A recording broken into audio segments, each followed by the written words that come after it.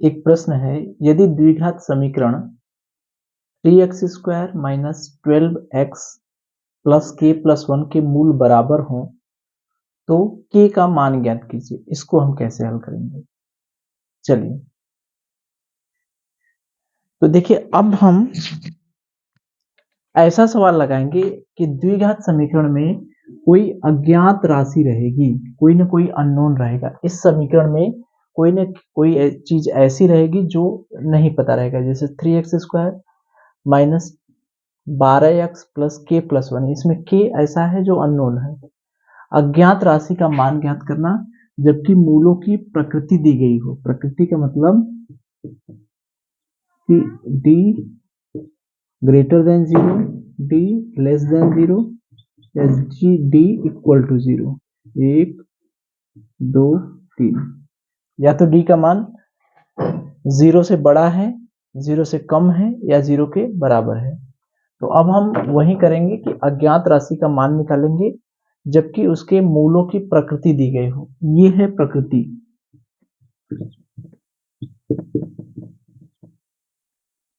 अज्ञात राशि ज्ञात करना है, तो अज्ञात राशि ज्ञात करना है, तो हमारा सारा काम वही है। इसके पहले क्या होता था, याद करिए, ए बी सी डी। यहां से लिखिए, ए बी सी और डी। ये विविधकर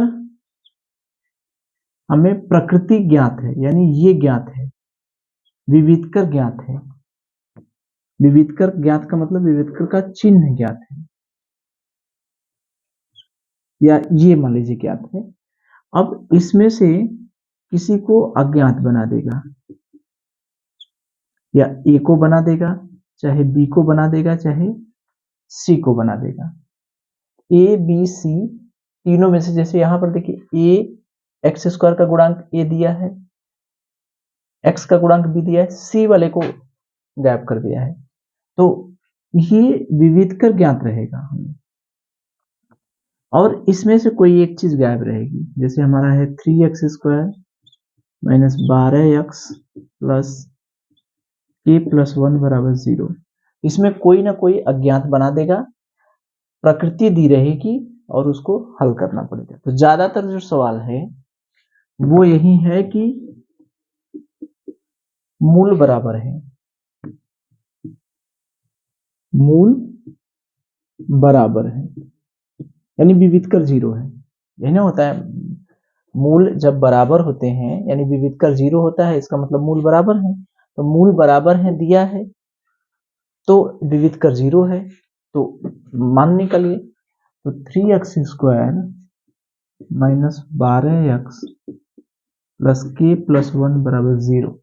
इसकी हमें प्रकृति दिया है। प्रकृति क्या दिया है, देखिए, to find the value of unknown number. इस अननोन नंबर की वैल्यू प्राप्त करना है in quadratic equation when the nature of roots, nature of roots यानी मूलों की प्रकृति दी गई है, नेचर ऑफ रूट्स दिए गए हैं। तो ये इसमें प्रकृति दी गई है, कह रहा है द्विघात समीकरण इतने के मूल बराबर हैं। देखिए बराबर है, तो ज्यादातर मूल बराबर ही आते हैं। मूल बराबर याद करिए कि मूल बराबर कब हो रहे हैं, जब विविधकर 0 हो रहा था। तो मूल बराबर है, हमें दिया है मूल बराबर है, मूल बराबर है, इसका मतलब क्या दिया है, विविधकर 0 दिया है। तो पहले जो समीकरण है उसमें ए बी सी का वैल्यू निकालिए, ए की वैल्यू, बी की वैल्यू और सी की वैल्यू। ए की वैल्यू क्या है, x² का गुणांक 3, बी की वैल्यू क्या है, x का गुणांक -12, सी की वैल्यू क्या है, कांस्टेंट वाला टर्म्स। तो विविधकर 0 है, यानी b² d बराबर होता है b² माइनस 4ac। ये हमें दिया है, d की वैल्यू 0 दिया है, इसमें मान रख दीजिए, a b c का मान रख दीजिए, अपने आप आ जाएगा। b का मतलब -12 का होल स्क्वायर माइनस 4 ए का मतलब 3, सी का मतलब k प्लस 1। तो 0 बराबर 12 बरहम 144 माइनस चाहते हैं 12 k प्लस 1। 0 बराबर 144 माइनस 12 के गुणा कर दीजिए, इसका इसमें गुणा इसका इसमें, माइनस 12।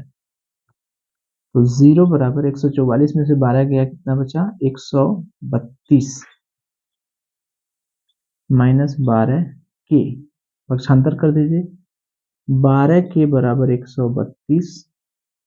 अब यहां से 12 के बराबर 132, तो के बराबर 132 बटे 12, 12 इकाई 12, 12 इकाई 12, यानी के की वैल्यू क्या आ गई 11। तो यही था, हमें द्विघात समीकरण 3x square minus 12x plus के प्लस 1 के मूल बराबर है। मूल बराबर का मतलब कि d की वैल्यू 0 दिया है, विविधकर की वैल्यू 0 दिया है, तो a की वैल्यू निकाले, b की वैल्यू निकाले, c की वैल्यू स्टैंडर्ड रूप में पहले लिखेंगे। ये स्टैंडर्ड रूप में दिया है तो ठीक ठीक, नहीं दिया है तो स्टैंडर्ड रूप में पहले लिखेंगे, मानक रूप में लिखेंगे, उसके बाद a b c की वैल्यू निकाल देंगे। d बराबर 0 दिया है, मूल बराबर है, इसका मतलब विविधकर 0 दिया है, ज्यादातर यही आता है। कहीं ऐसा भी हो सकता है ये वाला भी आ जाए। निगेटिव का मतलब कहते हैं कि मूल काल्पनिक हो, काल्पनिक होने का मतलब निगेटिव हो। ये भी कह सकता है कि मूल जो है वास्तविक हो और असमान हो, वास्तविक और असमान हो तो ये पॉजिटिव वाला करेंगे, तो जैसा भी रहेगा। तो इसमें कहा है मूल समान है, तो मूल समान है इसका मतलब विविधकर की वैल्यू क्या है 0। ठीक है, तो 0 है। ए बी सी की वैल्यू हमने रख दिया, उसमें एक अज्ञात था, उसका मान अपने आप निकल के चला आया। दूसरा देखिए समीकरण 8 माइनस के x square minus 2x square बराबर 0 के दो मूल परिमाण में समान और चिन्ह में विपरीत हैं, तो के का मान ज्ञात कीजिए। ये 2017 में आया है, वही चीज है कि परिमाण में समान और चिन्ह में विपरीत, परिमाण में समान और चिन्ह में विपरीत, इसका मतलब ये हुआ कि मूल क्या है बराबर है, सीधी सी बात। इसका मतलब यही हुआ कि मूल क्या है बराबर है, मूल बराबर है, इसका मतलब d बराबर 0, यानी d बराबर ये हमें दिया है। मूल परिमाण में समान और चिन्ह में विपरीत है, यानी कब परिमाण में समान और चिन्ह में विपरीत होते हैं, यही ना होता है जबकि d बराबर 0 होता है। x बराबर माइनस बी प्लस माइनस कड़ी में d अपान 2a कब होंगे, ये प्लस माइनस बराबर कब होंगे, तो d की वैल्यू 0 दिया है, तो d बराबर बी स्क्वायर माइनस 4ac। तो d का मतलब पहले a की वैल्यू निकालें, b की वैल्यू निकालें और c की वैल्यू, a की वैल्यू हो गई एक्स स्क्वायर। अच्छा इसको पहले स्टैंडर्ड रूप में लिखते हैं, माइनस 2x स्क्वायर, पक्षांतर कर दें उधर कर दें, तो 2x स्क्वायर माइनस से क्या कर दें 2x स्क्वायर प्लस के एक्स माइनस 8 बराबर 0, माइनस से गुणा कर दिए, तो 2x स्क्वायर प्लस के एक्स माइनस 8 बराबर 0। a की वैल्यू हो गई 2, b की वैल्यू हो गई k, c की वैल्यू हो गई माइनस 8, तो d बराबर 0, a स्क्वायर माइनस 4, ए की वैल्यू हो गई 2, सी की वैल्यू हो गई माइनस 8, 0 बराबर के स्क्वायर प्लस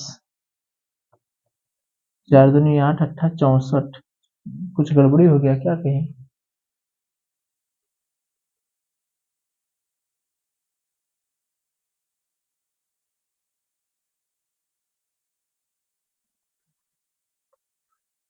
नहीं ये देखिए थोड़ा सा ये सवाल दूसरा हो गया, ये इसमें का नहीं है, ये मूलों का योग वाला है, चिन्ह में विपरीत है, तो ये ऐसे नहीं होगा, ये थोड़ा सा दूसरे टाइप का सवाल हो गया, जैसे अभी हम लोग पढ़े नहीं है, इसके बाद पढ़ेंगे। कि a x square plus b x plus c बराबर 0, इसके मूल अल्फा और बीटा है, तो एक सूत्र होता है अल्फा प्लस बीटा। ये मूल है, ये मूल है। इसके मूल a x square plus b x plus c बराबर 0 के मूल अल्फा और बीटा है, तो अल्फा और बीटा की वैल्यू होती है माइनस बी बटे ए, और अल्फा इंटू बीटा की वैल्यू होती है सी बटे ए। ये द्विघात बहुपद में हम लोग पढ़े हैं, यहाँ पर भी पढ़ेंगे, लेकिन अभी आगे ये हमने बता दिया, हम सोचे कि हो जाएगा, तो चलिए बता दे रहे हैं। मूल अगर चिन्ह में विपरीत है, यानी अल्फा प्लस बीटा बराबर माइनस बी बटे, ये दोनों चिन्ह में विपरीत हैं, बराबर हैं, तो इसका मतलब हो जाएगा 0। परिमाण में समान है, चिन्ह विपरीत है, जैसे 2 धन 2 ऋण 2, इसको करेंगे क्या है, परिमाण में समान चिन्ह में विपरीत, प्लस 4 माइनस 4, तो ये हो गया 0 बराबर माइनस बी। बी का मतलब ए की वैल्यू हो गई 2, बी की वैल्यू हो गई के, सी की वैल्यू हो गई -1, माइनस बी का मतलब के बटे ए का मतलब 2, तो के बराबर क्या आ गया 0 बराबर माइनस के,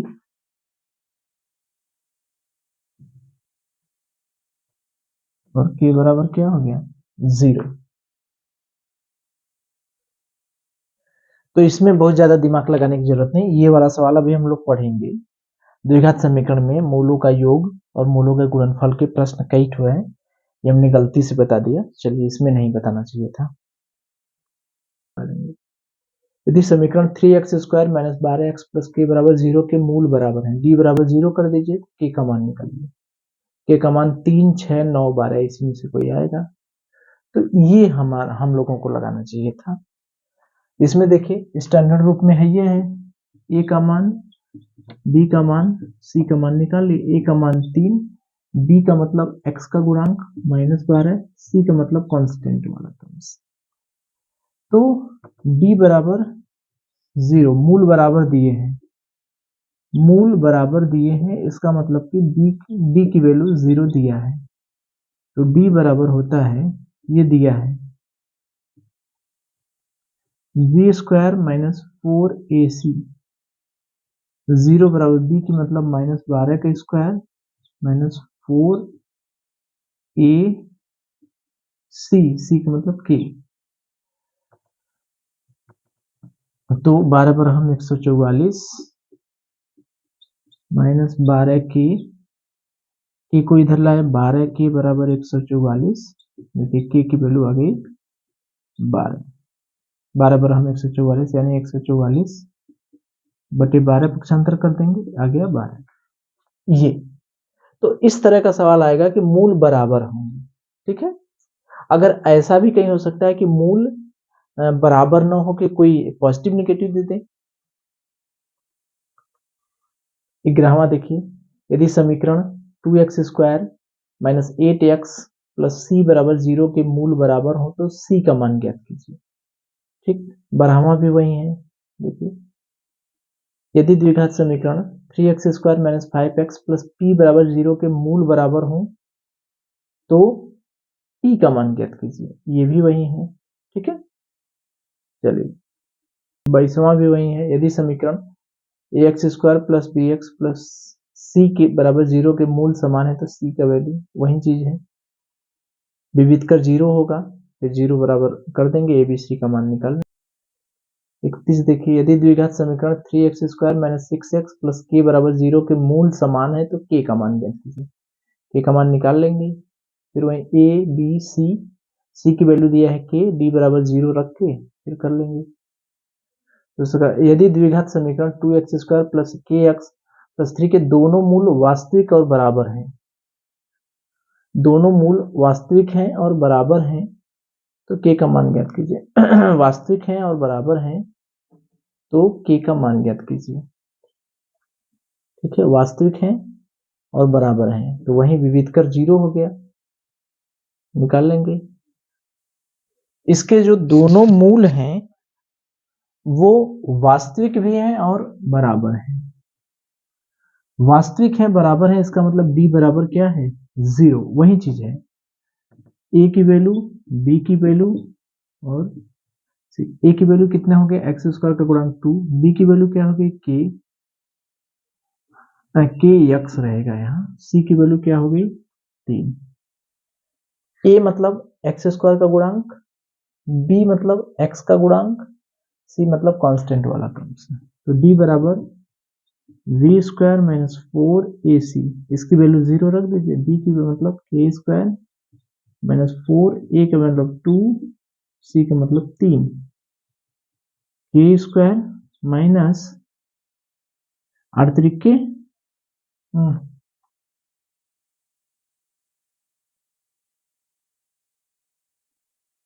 8 है क्या, क्या है वो 2 के स्क्वायर